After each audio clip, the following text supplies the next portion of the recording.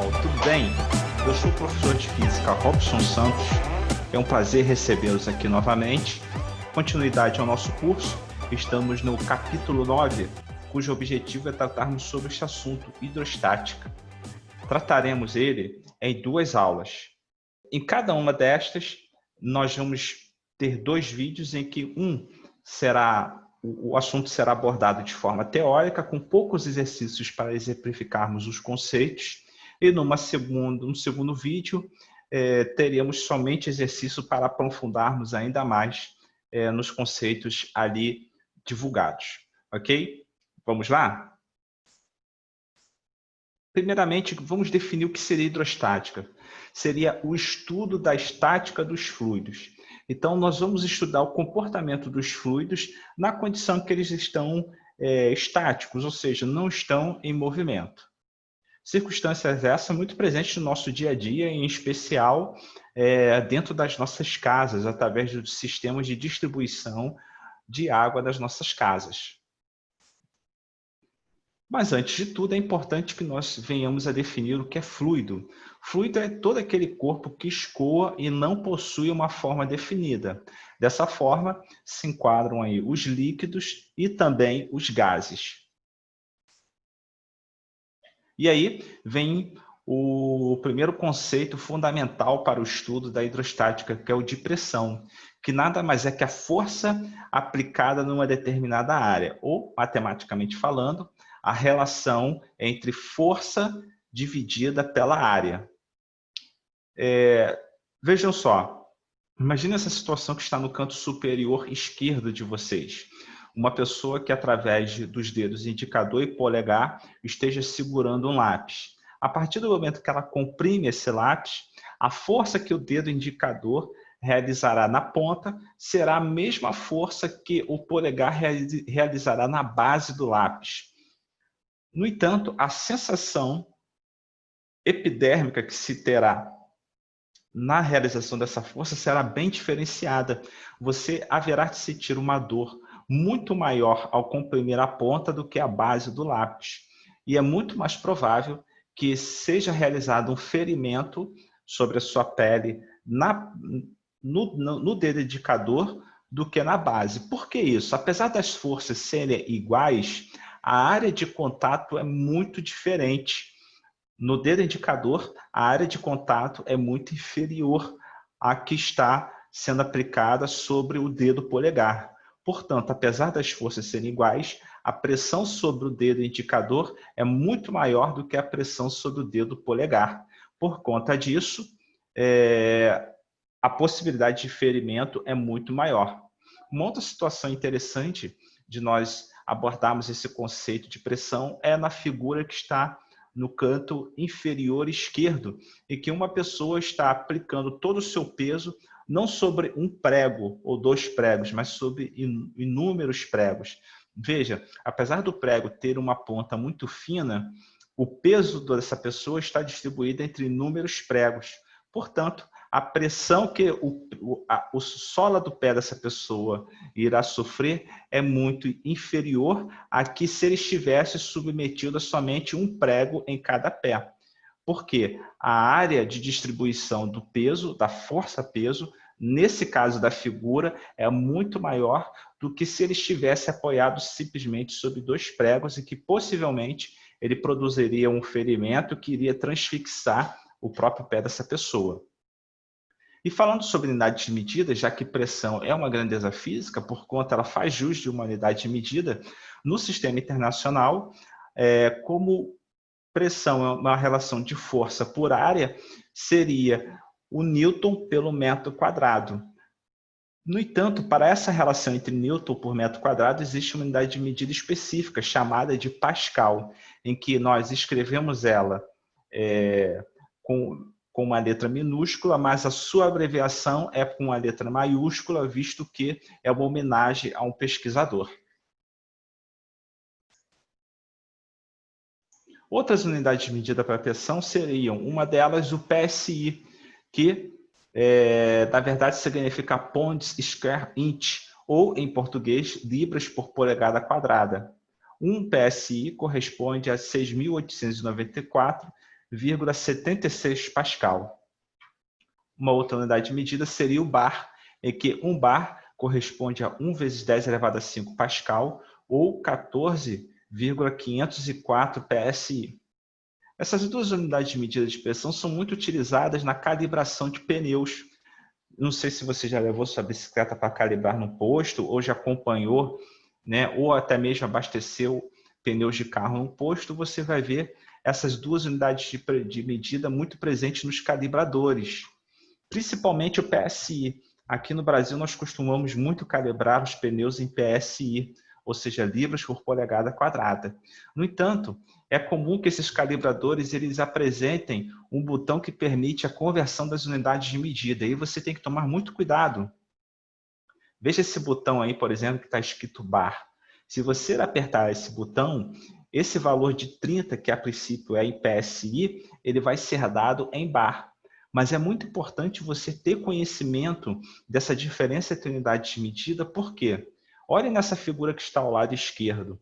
Veja que a pressão de calibragem dos pneus é aproximadamente 30 PSI.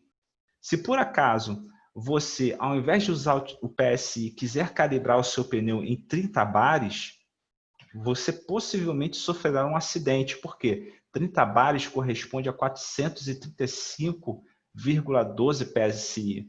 Veja, um valor muito mais elevado do que está nas recomendações do manual de instrução dos pneus. E aí o que possivelmente vai acontecer? O seu pneu irá estourar. Então, tome muito cuidado com essa relação entre unidades de medida. Um bar corresponde a um valor muito superior a 1 PSI. Outro conceito importante na hidrostática é o de densidade volumétrica, que é uma relação de divisão, né, entre a massa de um corpo pelo volume que ele ocupa.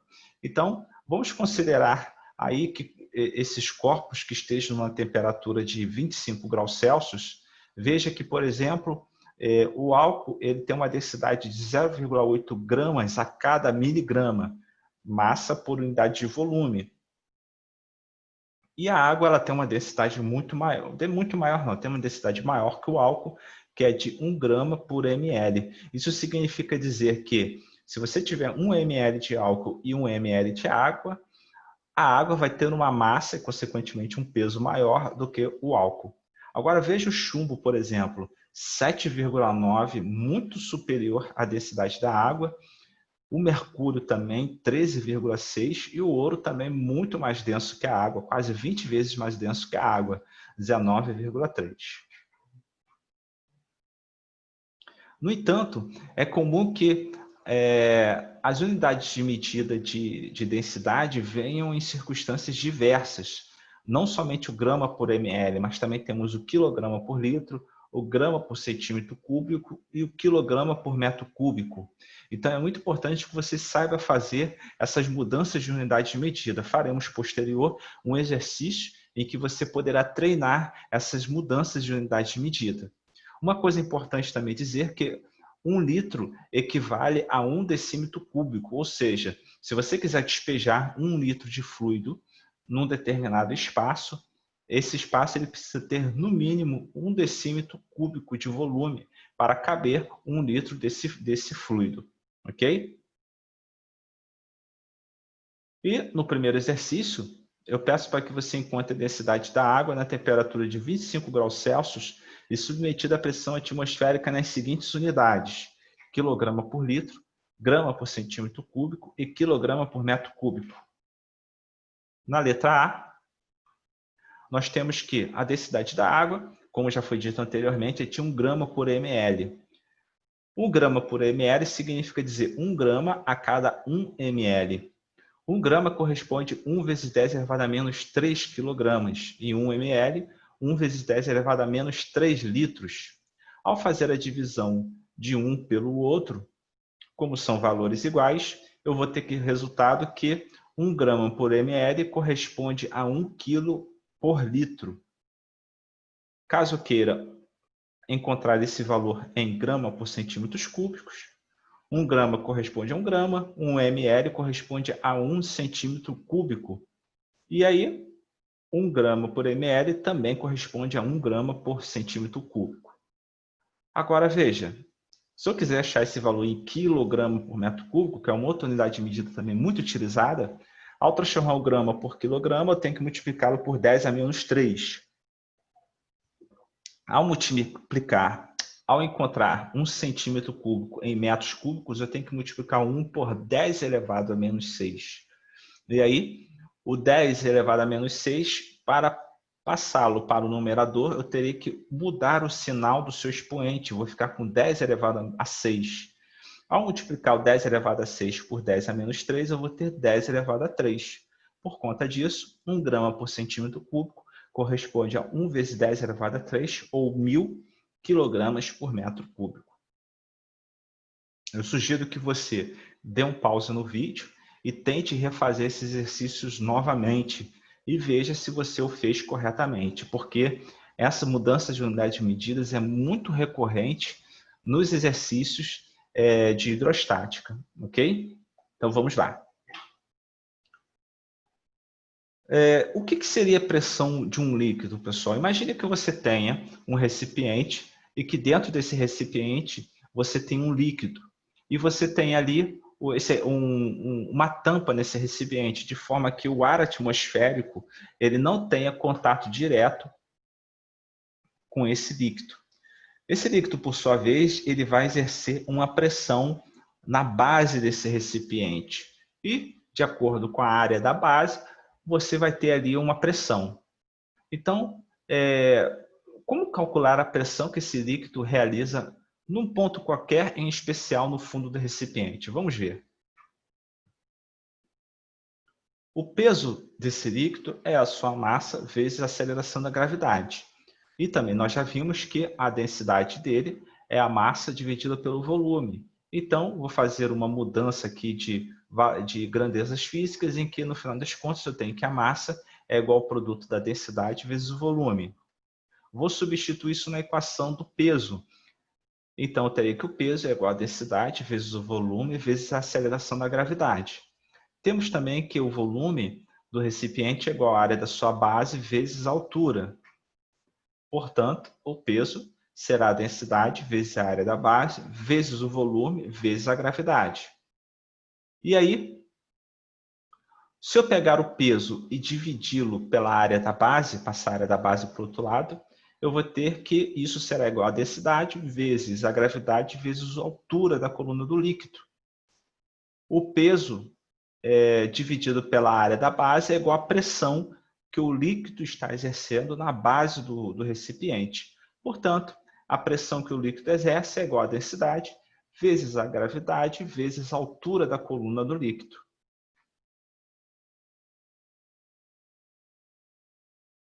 E aí, temos um segundo exercício que ele pede para que se calcule a pressão e a força no fundo dos recipientes indicados na figura. A questão pede para que você considere os recipientes fechados e plenamente cheios e que você adote a aceleração da gravidade como 10 metros por segundo ao quadrado. Então, vamos lá. Na letra A, tem-se água e a densidade da água é de 1 grama por centímetro cúbico ou 1.000 quilogramas por metro cúbico. A aceleração da gravidade 10 metros por segundo ao quadrado e a altura da coluna do líquido é de 0,5 metros. Portanto, utilizando-se aquela equação que nós vimos anteriormente, que a pressão no líquido vai ser a densidade do líquido vezes a gravidade vezes a altura. Então, teremos 1.000 vezes 10 vezes 0,5. Por conta disso, a pressão que o líquido exerce na base do recipiente é de 5.000 pascal, ou de 5 vezes 10 elevado a 3 pascal.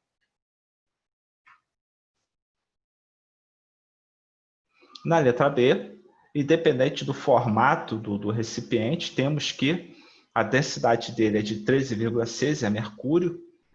Transformando isso em quilograma por metro cúbico, nós teremos 13,6 vezes 10 elevado a 3. A aceleração da gravidade é a mesma, 10 metros por segundo ao quadrado, e a altura da coluna do líquido é de 0,4 metros. Veja que a relação,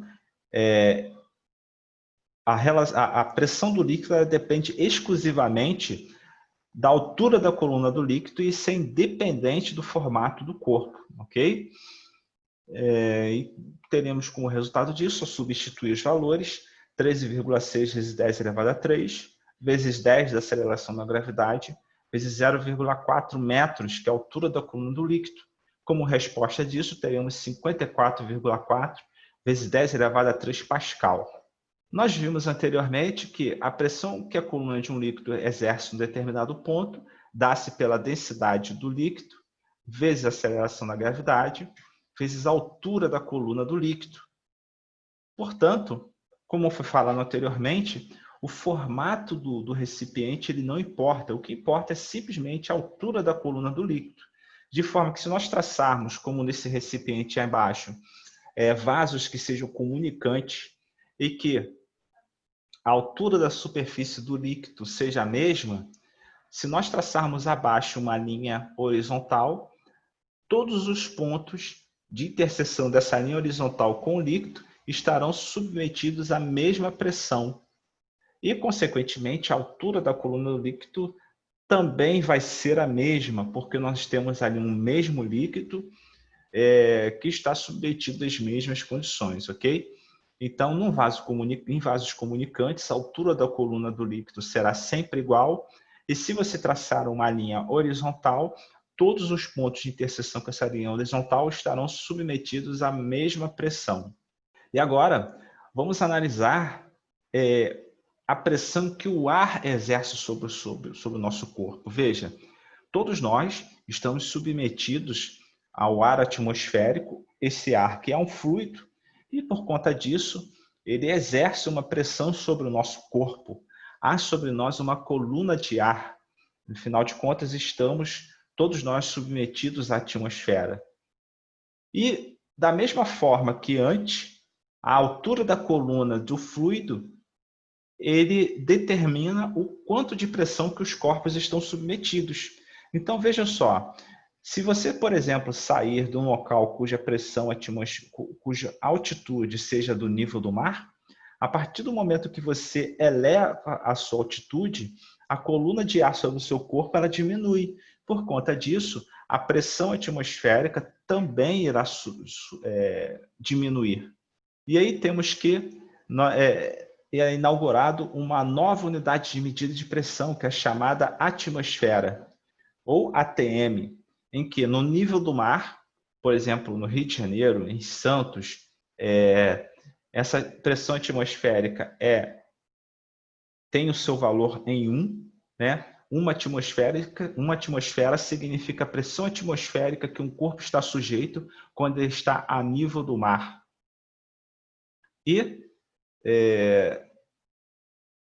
se você for comparar uma atmosfera com Pascal, uma atmosférica será 1,013 vezes 10 elevado a 5 Newton por metros quadrados, ou Pascal. Anteriormente, um cientista chamado Torricelli, ele fez uma seguinte experiência. Ele pegou um recipiente que ele colocou mercúrio. Esse mercúrio ele estava no recipiente aberto, ou seja, havia pressão atmosférica sobre o mercúrio, e no meio desse recipiente ele colocou um tubo que estava submetido ao vácuo. A partir do momento que ele colocou esse tubo dentro do recipiente com mercúrio, o que aconteceu? A própria pressão atmosférica empurrou esse líquido para dentro do tubo e fez com que fosse gerada uma coluna de líquido no interior dele. Essa coluna ela atingiu a altura de 76 centímetros. E aí viu-se que uma coluna de 76 centímetros de mercúrio ele possui uma pressão igual à pressão atmosférica, porque esse sistema entrou em equilíbrio. Okay? Então, uma atmosfera corresponde a uma coluna de mercúrio de 76 centímetros. E essa pressão, essa unidade de medida de pressão, centímetros de mercúrio, é muito utilizada na verificação de pressões arteriais. Você já deve ter ouvido uma pessoa falar assim, poxa, a minha pressão está 12 por 8 ou 120 por 80. Isso significa dizer que ela está dizendo, significa dizer que a sua pressão arterial é de 12 centímetros por 12 centímetros de mercúrio numa circunstância e 8 centímetros de mercúrio numa outra circunstância. Na verdade, quando nós verificamos a nossa pressão arterial, nós verificamos em duas circunstâncias. Uma delas é a chamada pressão sistólica, que é aquela decorrente da compressão do nosso coração. Ela produz uma pressão sanguínea dentro dos nossos vasos, que é a pressão sistólica. A outra circunstância é quando o coração relaxa. Então, você tem uma pressão ali, que é chamada pressão diastólica, que é o menor valor de pressão. Quando o coração comprime, em circunstâncias saudáveis, é indicado que a sua pressão seja de 12 centímetros de mercúrio. Pressão essas no interior dos seus vasos sanguíneos. E 8 centímetros de mercúrio no caso da circunstância que o seu coração relaxa, que é chamada pressão diastólica. Mas se nós pegarmos aquele recipiente que nós vimos anteriormente e tirarmos a sua tampa, ou seja, permitirmos que o ar atmosférico também exerça uma pressão nesse líquido. Ora, se nós pegarmos um ponto qualquer, teremos que a pressão total será o somatório da pressão do líquido mais a pressão atmosférica. E aí, no exercício terceiro, eu peço que você identifique qual seria a altura da coluna naquela experiência de Torricelli, caso a experiência tivesse sido feita com água. Lembrando que a densidade da água é de 1 grama por centímetro cúbico. Quais são os dados da questão? Que a pressão atmosférica é 1,013 vezes 10 elevado a 5 pascal, ou newton por metro quadrado. Aceleração da gravidade, 10 metros por segundo. E a densidade da água, 1 grama por centímetro cúbico, ou 1 vezes 10 elevado a 5 quilogramas por metro cúbico. Considerando que o sistema está em equilíbrio, a pressão atmosférica fora do tubo, ela vai ser igual à pressão que a coluna do líquido exerce na superfície da água que está no recipiente. Portanto, a pressão atmosférica vai ser igual à densidade da água vezes a aceleração da gravidade vezes a altura da coluna do líquido. 1,013 vezes 10 elevado a 5 é igual a 1 vezes 10 elevado a 3 vezes 10 vezes a altura da coluna da água. Consequentemente, nós teremos que a altura da coluna da água seria de 10,13 metros. Eu acredito que foi por isso que Torricelli escolheu o mercúrio, que é muito mais denso que a água, senão ele teria que utilizar um tubo gigante de 10 metros, mais de 10 metros. Mas se por acaso nós quisermos calcular a diferença dos valores de pressão entre dois pontos existentes num líquido, veja, basta que você pegue a pressão no ponto inferior e subtraia da pressão no ponto superior. Veja que esses dois pontos eles estão submetidos tanto à pressão da coluna do líquido quanto à pressão atmosférica. Como faremos a subtração de um pelo outro, a pressão atmosférica será eliminada dessa equação, não precisamos dela. E aí, o que vai restar é densidade vezes a gravidade vezes a altura do líquido numa circunstância, menos a densidade vezes a aceleração da gravidade vezes a altura do líquido na outra circunstância. E aí podemos colocar em evidência a densidade vezes a gravidade e teremos simplesmente o produto da diferença de altura entre esses pontos, das alturas das colunas do líquido. Bom, e é isso que nos remete à conclusão do porquê que nós sentimos o desconforto pela variação de altitude. Já viu aquela situação em que você está subindo a serra de carro, ou você está viajando de avião e você sente um desconforto no seu aparelho auditivo? Isso se dá pela mudança da altitude e que o seu corpo está submetido. Internamente, o seu aparelho auditivo tem a pressão que era da altitude original que você estava, mas externamente a altitude ela está mudando, ou você está subindo ou você está descendo, e aí, por conta disso você vai ter um diferencial de pressão que seu aparelho auditivo, em especial o seu tímpano, estará submetido. Então, o que vai acontecer quando você está elevando a sua altitude? A pressão interna ela passa a ser maior do que a pressão externa, então o seu tímpano ele acaba sendo empurrado para fora. E quando você está diminuindo a sua altitude, ocorre o processo inverso, internamente ao seu corpo há um determinado valor de pressão, e externamente a pressão é maior, então o seu tímpano vai estar sendo empurrado para dentro. Então é por causa disso que você tem esse desconforto. Uma outra circunstância interessante é no tocante aos mergulhadores. Todo mergulhador, no momento que ele vai aprofundar-se nas águas, ele não pode fazer isso de forma súbita, porque isso pode gerar até mesmo hemorragias internas ao seu corpo, ele pode vir a morrer. O mesmo se ele quiser elevar a sua altitude, ele vai variar, ele não pode variar abruptamente a altura da coluna do líquido. É preciso que haja ele precisa passar por um processo de compensação, e isso é gradativo, para que não haja essa mudança súbita de pressões que o seu corpo esteja submetido, e aí vasos possam vir a se romper, ele pode até mesmo morrer dentro d'água. Para fechar, eu apresento a vocês esse quarto exercício, em que você tem um recipiente com 2 pontos distintos, os pontos A e B. Esse recipiente tem álcool dentro dele. A diferença de altitude, de altura desses pontos é de 15 centímetros.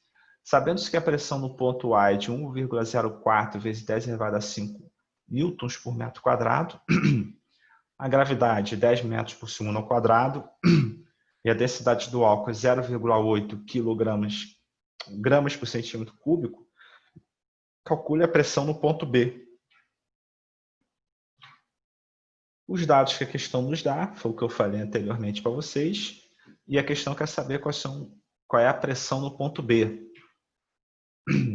Bom, o diferencial de pressão entre esses 2 pontos vai ser a densidade do líquido vezes a gravidade vezes a diferença de altura.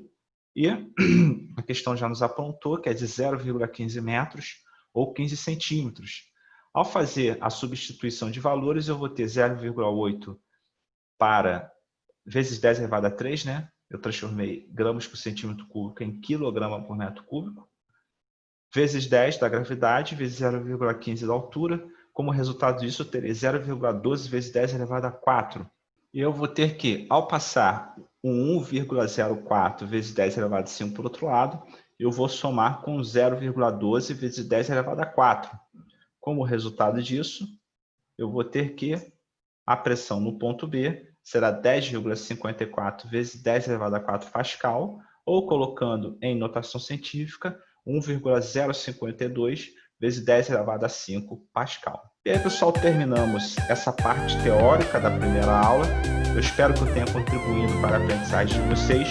Não esqueça de assistir nosso próximo vídeo, que é sobre exercícios desse assunto, para aprofundarmos dele. Ou, se você acha que isso já é o suficiente, passe para a nossa aula 2, em que continuaremos o nosso exercício sobre hidrostática, que falaremos de assuntos como vasos comunicantes com líquidos que não sejam miscíveis, teorema de Pascal, enfim, empuxo, teorema de Arquimedes, entre outros, ok? Como sempre, eu desejo aqui para vocês bons estudos e até a próxima.